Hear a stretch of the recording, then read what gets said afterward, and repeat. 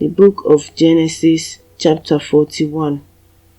2 full years later, Pharaoh dreamed that he was standing on the bank of the Nile River. In his dream, he saw 7 fat, healthy cows come up out of the river and begin grazing in the marsh grass.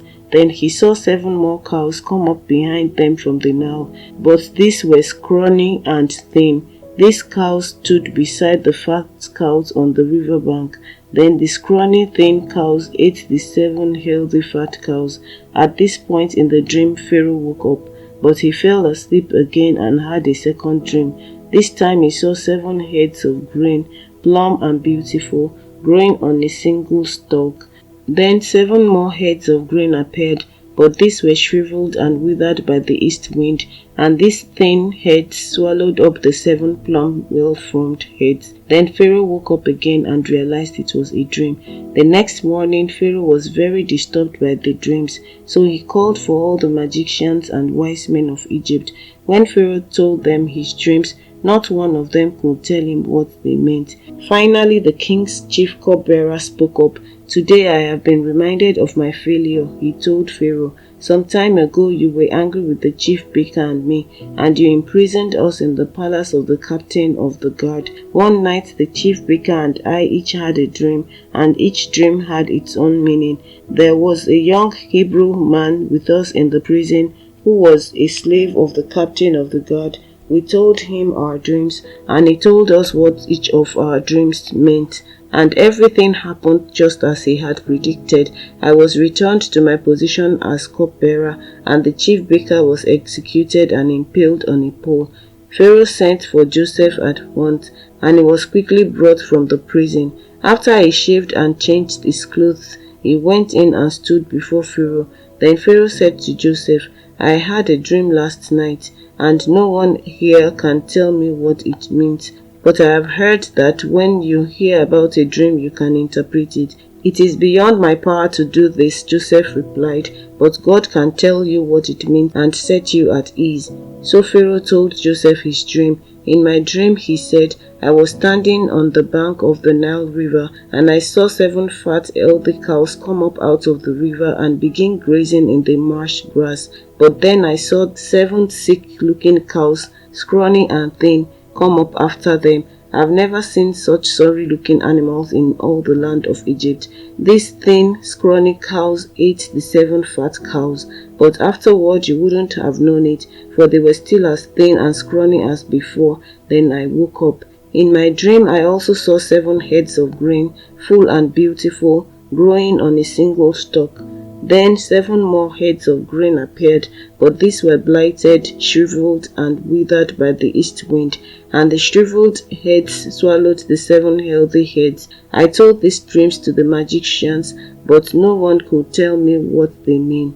Joseph responded, "Both of Pharaoh's dreams mean the same thing. God is telling Pharaoh in advance what he is about to do. The 7 healthy cows and the 7 healthy heads of grain both represent 7 years of prosperity. The 7 thin, scrawny cows that came up later and the 7 thin heads of grain withered by the east wind represent 7 years of famine. This will happen just as I have described it, for God has revealed to Pharaoh in advance what he is about to do. The next 7 years will be a period of great prosperity throughout the land of Egypt, but afterward there will be 7 years of famine, so great that all the prosperity will be forgotten in Egypt. Famine will destroy the land. This famine will be so severe that even the memory of the good years will be erased. As for having 2 similar dreams, it means that these events have been decreed by God and he will soon make them happen. Therefore, Pharaoh should find an intelligent and wise man and put him in charge of the entire land of Egypt. Then Pharaoh should appoint supervisors over the land and let them collect 1/5 of all the crops during the 7 good years. Have them gather all the food produced in the good years that are just ahead and bring it to Pharaoh's storehouses. Store it away and guard it so there will be food in the cities. That way there will be enough to eat when the 7 years of famine come to the land of Egypt. Otherwise, this famine will destroy the land." Joseph's suggestions were well received by Pharaoh and his officials. So Pharaoh asked his officials, "Can we find anyone else like this man, so obviously filled with the Spirit of God?" Then Pharaoh said to Joseph, "Since God has revealed the meaning of the dreams to you, clearly no one else is as intelligent or wise as you are. You will be in charge of my court, and all my people will take orders from you. Only I, sitting on my throne, will have a rank higher than yours." Pharaoh said to Joseph, "I hereby put you in charge of the entire land of Egypt." Then Pharaoh removed his signet ring from his hand and placed it on Joseph's finger. He dressed him in fine linen clothing and hung a gold chain around his neck. Then he had Joseph ride in the chariot reserved for his second in command, and wherever Joseph went, the command was shouted, "Kneel down." So Pharaoh put Joseph in charge of all Egypt.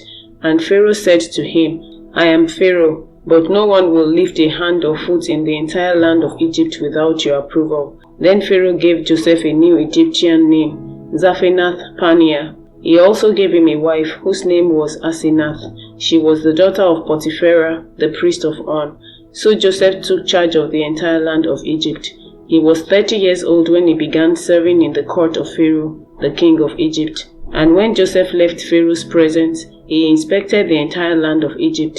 As predicted, for 7 years the land produced bumper crops. During those years, Joseph gathered all the crops grown in Egypt and stored the grain from the surrounding fields in the cities. He piled up huge amounts of grain like sand on the seashore. Finally, he stopped keeping records because there was too much to measure.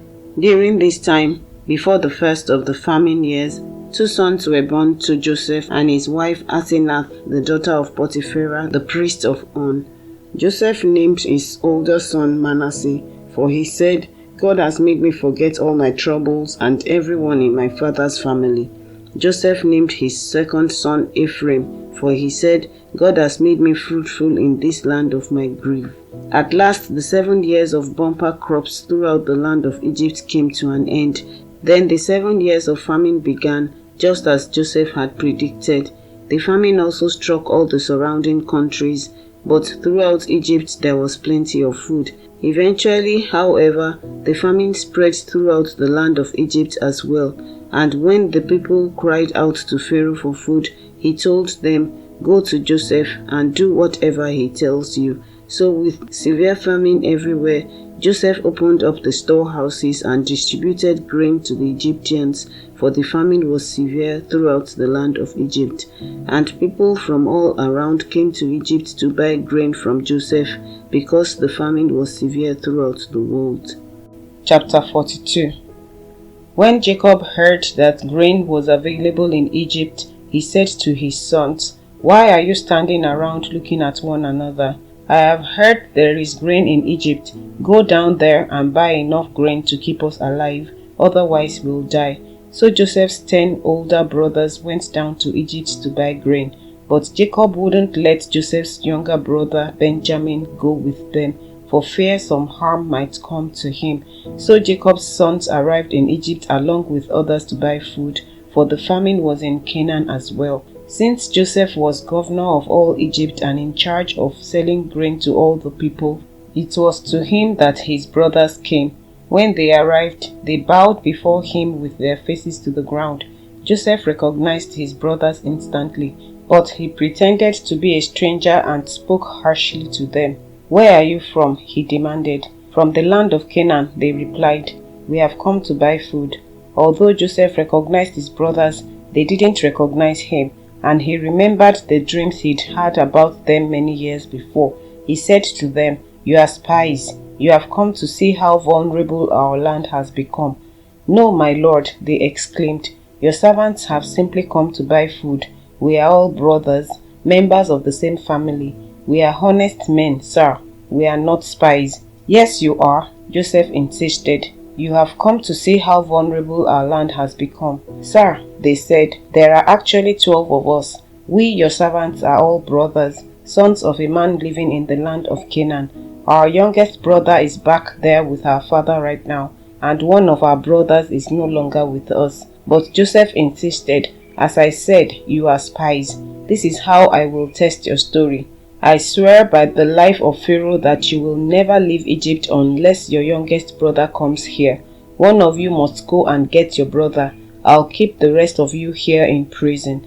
Then we'll find out whether or not your story is true. By the life of Pharaoh, if it turns out that you don't have a younger brother, then I'll know you are spies." So Joseph put them all in prison for 3 days. On the 3rd day, Joseph said to them, "I am a God-fearing man. If you do as I say, you will live.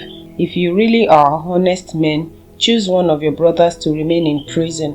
The rest of you may go home with grain for your starving families, but you must bring your youngest brother back to me. This will prove that you are telling the truth and you will not die." To this they agreed. Speaking among themselves, they said, "Clearly we are being punished because of what we did to Joseph long ago. We saw his anguish when he pleaded for his life, but we wouldn't listen. That's why we're in this trouble." "Didn't I tell you not to sin against the boy?" Reuben asked, "but you wouldn't listen, and now we have to answer for his blood." Of course, they didn't know that Joseph understood them, for he had been speaking to them through an interpreter. Now he turned away from them and began to weep. When he regained his composure, he spoke to them again. Then he chose Simeon from among them and had him tied up right before their eyes. Joseph then ordered his servants to fill the men's sack with grain, but he also gave secret instructions to return each brother's payment at the top of his sack. He also gave them supplies for their journey home. So the brothers loaded their donkeys with the grain and headed for home. But when they stopped for the night and one of them opened his sack to get grain for his donkey, he found his money in the top of his sack. "Look," he exclaimed to his brothers, "my money has been returned. It's here in my sack." Then their hearts sank. Trembling, they said to each other, "What has God done to us?" When the brothers came to their father Jacob in the land of Canaan, they told him everything that had happened to them. "The man who is governor of the land spoke very harshly to us," they told him. "He accused us of being spies scouting the land. But we said, 'We are honest men, not spies. We are 12 brothers, sons of one father. One brother is no longer with us, and the youngest is at home with our father in the land of Canaan.' Then the man who is governor of the land told us, 'This is how I will find out if you are honest men. Leave one of your brothers here with me and take grain for your starving families and go on home. But you must bring your youngest brother back to me. Then I will know you are honest men and not spies. Then I will give you back your brother and you may trade freely in the land.' As they emptied out their sacks, there in each man's sack was the bag of money he had paid for the grain. The brothers and their father were terrified when they saw the bags of money. Jacob exclaimed, 'You are robbing me of my children. Joseph is gone, Simeon is gone, and now you want to take Benjamin too. Everything is going against me.' Then Reuben said to his father, 'You may kill my 2 sons if I don't bring Benjamin back to you. I'll be responsible for him and I promise to bring him back.' But Jacob replied, 'My son will not go down with you. His brother Joseph is dead, and he is all I have left. If anything should happen to him on your journey, you would send this grieving, white-haired man to his grave.'"